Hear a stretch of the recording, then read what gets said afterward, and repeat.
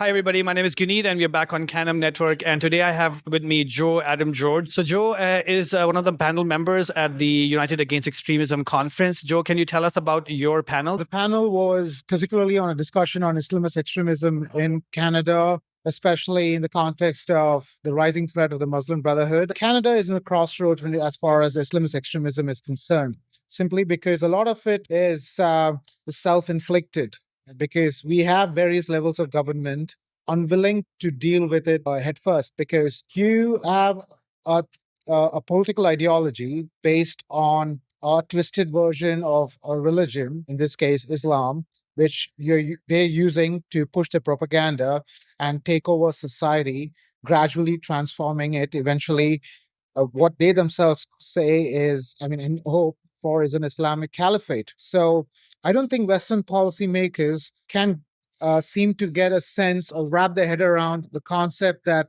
there are people out here in the world that want to create, overthrow governments and create an Islamic caliphate, which is totally in contradiction with Western values and Western democracies. They attempted to do this in the Middle East. Why do you think Saudi Arabia, the UAE, Egypt has banned the Muslim Brotherhood? Because they simply attempted to do the same thing exactly there as well. They were a threat to their monarchy, so hence they decided to do away with them altogether, designate them as a terrorist group. The West also needs to wake up and realize that these guys are an existential threat. What are people taking away from this conference? Canada is, again, faced with various forms of extremism, whether it is from the far right, whether it is Islamist extremism that we talked about before, the far left. We are facing, we've come to a crossroads where there are these extremist groups operating here and supported significantly by not just state actors, but also non-state actors who have their own agenda, whether it is a Chinese Communist Party, you've got the Iranian regime, the Muslim Brotherhood. So yes, so we have state and non-state actors